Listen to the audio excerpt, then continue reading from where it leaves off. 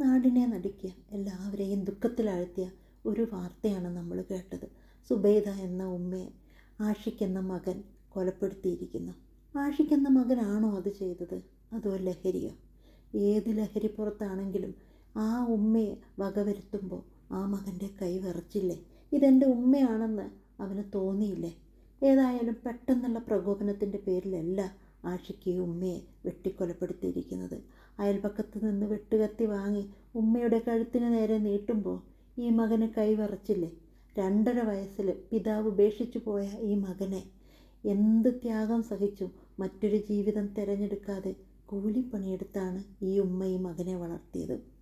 എന്ത് വേണമെങ്കിലും ബൈക്ക് വാങ്ങിച്ചു കൊടുത്തും അവന് വേണ്ടുന്ന എല്ലാ കാര്യങ്ങളും ചെയ്ത് അവനെ ഉപരിപഠനത്തിനും അയച്ചു. ആ സമയത്ത് ഈ മകൻ ലഹരിയിലേക്ക് പോയി. എന്തായാലും ലഹരിയിലേക്ക് പോയപ്പോൾ മറ്റൊന്നും ചിന്തിക്കാതെ ഒരു ലോകത്തായിരിക്കും അവൻ, വേറൊരു കാര്യമായിരിക്കും ചെയ്യുന്നത് എന്ന് പറയുമ്പോൾ എനിക്ക് മനസ്സിൽ ചിന്തിക്കുന്നത്, ഇതാദ്യം ചെയ്യുമ്പോൾ അവൻ്റെ ഉമ്മയെ ഓർത്തില്ലേ?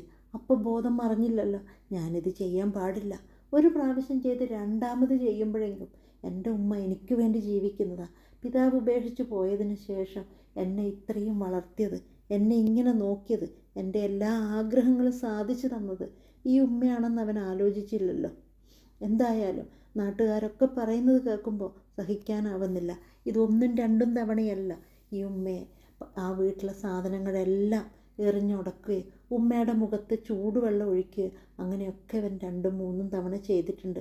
അതെല്ലാം സഹിച്ചുകൊണ്ടു ഇവനെ പഠിപ്പിക്കാൻ വേണ്ടിയും ഇവൻ്റെ ഫീസ് അടക്കാൻ വേണ്ടിയും കൂലിപ്പണിക്ക് പോകുന്ന ഉമ്മയുടെ അസുഖത്തിൽ ഓപ്പറേഷൻ ചെയ്തിട്ട് അനിയത്തിയുടെ വീട്ടിൽ താമസിക്കുമ്പോഴാണ് ഈ മകൻ തിരിച്ച് ഡി അഡിക്ഷൻ സെൻറ്ററിൽ നിന്ന് തിരിച്ചു വരുന്നത്. വീട്ടുകാരെ പറഞ്ഞ് പറ്റിച്ചു, ഞാനിതിൽ നിന്നെല്ലാം മോചനം നേടി എന്ന് പറ്റിച്ചതിന് ശേഷമാണ് ഇവിടെ വന്നത്. എന്താണ് ഉമ്മയോടുള്ള പ്രതികാരം? വെറും ലഹരിയുടെ പുറത്തല്ല. എന്തായാലും മനസ്സിലുള്ള വൈരാഗ്യം, ഈ സ്വത്ത് വിറ്റ് കൊടുക്കാനും ചോദിക്കുമ്പം പണം കൊടുക്കാതെ വന്നതും ഒക്കെയാണ് ഈ ഉമ്മയോട് ഈ മകന് ഇത്രയും വൈരാഗ്യം വരാൻ കാരണം. എന്തായാലും ഈ ഉമ്മയ്ക്ക് ഇത്രയും കഷ്ടപ്പെട്ട് വളർത്തി എൻ്റെ മകൻ വലുതായി കഴിഞ്ഞാൽ പിതാവില്ലെങ്കിലും ഈ ഒരു മകനേ ഉള്ളൂ ഈ ഉമ്മയ്ക്ക് എന്നുള്ളതാണ്. ഈ ഉമ്മയും മകനും അത്രയും സ്നേഹത്തോടു കൂടി ജീവിച്ച ഒരമ്മയും മകനുമാണ്. അപ്പോൾ ഈ മകൻ വളർന്ന് വലുതായി ഈ പഠിത്തമൊക്കെ കഴിഞ്ഞ് വന്ന് നല്ലൊരു ജോലി കിട്ടുന്നത് വരെയേ ഉള്ളൂ എൻ്റെ ഈ കഷ്ടപ്പാട്. അതിനുശേഷം എനിക്ക് എൻ്റെ മകൻ കൂട്ടിനുണ്ടാവുമല്ലോ എന്നൊക്കെ ചിന്തിച്ചിട്ടായിരിക്കും ഏതൊരമ്മയും ഒരു വളർന്ന് വലുതായൊരു മകനുണ്ടാവുമ്പോൾ ചിന്തിച്ച് ജീവിതം മുന്നോട്ട് കൊണ്ടുപോകുന്നത്. എന്തായാലും ആ ഉമ്മയും അത് തന്നെയായിരിക്കും പ്രതീക്ഷിച്ചിട്ടുണ്ടാവുക. ജോലിയൊക്കെ കഴിഞ്ഞ് വന്നു കഴിഞ്ഞാൽ എൻ്റെ മകൻ എന്നെ സംരക്ഷിക്കുമല്ലോ എന്നുള്ള ആ ഒരു ചിന്തയിലായിരിക്കുമല്ലോ. അതിന് പകരം ആ ഉമ്മ എന്തായാലും മകൻ ഉമ്മയെ വകവരുത്താൻ നോക്കുമ്പോൾ ആ ഉമ്മ അറിഞ്ഞിട്ടുണ്ടാവില്ല എൻ്റെ മകനാണ് എന്നെ ഇത് ചെയ്യുന്നതെന്ന്. ഏതായാലും പുതുതലമുറയ്ക്ക് ലഹരി എന്ന് മാത്രമേ ഇപ്പോൾ ഉള്ളൂ. ഒരു കാര്യത്തിലും വീട്ടുകാരെ പറ്റി ചിന്തിക്കുകയോ അല്ല അവനവൻ്റെ ഭാവിയെപ്പറ്റി ചിന്തിക്കുകയോ അതൊന്നും ചെയ്യുന്നില്ല. ഇനി ഇതിൽ നിന്നൊക്കെ മോചനം എങ്ങനെയാണ്, ആര് വിചാരിച്ചാലാണ് ഈ കേരളത്തിലെ പുതുതലമുറയിലുള്ള കുട്ടികളെ രക്ഷിക്കാനാവുക എന്നുള്ളത് എത്ര ആലോചിച്ചിട്ടും മനസ്സിലാവുന്നില്ല.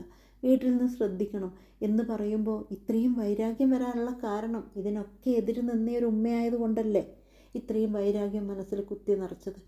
ഏതായാലും പോലീസ് അറസ്റ്റ് ചെയ്ത് കൊണ്ടുപോകുമ്പോൾ പത്രപ്രവർത്തകർക്ക് നേരെയും നാട്ടുകാർക്ക് നേരെയും ചുംബനം കൊടുത്ത് രാജകീയ പ്രൗഢിയിൽ പോകുന്നത് പോലെയാണ് വണ്ടിയിലിരുന്നവ യാത്രയായത്.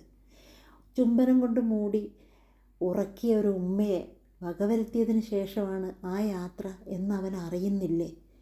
ആ അറിവിലല്ലേ അവൻ ആ യാത്ര പോയിട്ടുണ്ടാകുന്നത്?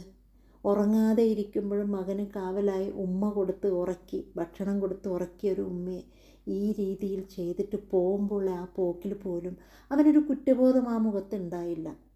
പിന്നെ എല്ലാവരോടുമായി അവൻ പറഞ്ഞത്, എനിക്ക് ജന്മം നൽകിയതിനുള്ള ശിക്ഷയാണ് ഞാൻ ഉമ്മയ്ക്ക് കൊടുത്തതെന്ന്. ഏതായാലും ആ ഉമ്മയ്ക്ക് ഈ മകന് ജന്മം നൽകിയതിലുള്ള ശിക്ഷ എന്ന് പറഞ്ഞുകൊണ്ട് തന്നെയാണ് ആ മകൻ ആ ശിക്ഷ നടപ്പിലാക്കിയിരിക്കുന്നത്. എന്ത് തെറ്റാണ് ആ ഉമ്മ ചെയ്തത്? പിതാവ് പോയതിന് ശേഷം ജന്മം നൽകിയ മകനെ കാക്കക്കോ പൂച്ചക്കോ കൊടുക്കാതെ സ്വന്തം ജീവിതം പോലും മറന്ന് മറ്റൊരു ജീവിതം തിരഞ്ഞെടുക്കാതെ ഈ മകന് വേണ്ടി മാത്രം ജീവിച്ചതിൻ്റെ തെറ്റാണോ? അതിൻ്റെ കൂലിയാണോ ഈ മകൻ കൊടുത്തത്? ഇനിയും നമുക്ക് ഇങ്ങനെയുള്ള ഒരു ന്യൂസ് കേൾക്കാനുള്ള ഒരു വിധി ഉണ്ടാവാതിരിക്കട്ടെ. ഒരു വീട്ടിലും ഒരു ഉമ്മയ്ക്കും ഇങ്ങനെ ഒരു വിധി ഇല്ലാതിരിക്കാൻ നമുക്ക് എല്ലാവർക്കും പ്രാർത്ഥിക്കാം. ഉമ്മയുടെ ഖബറടക്കം കഴിഞ്ഞ്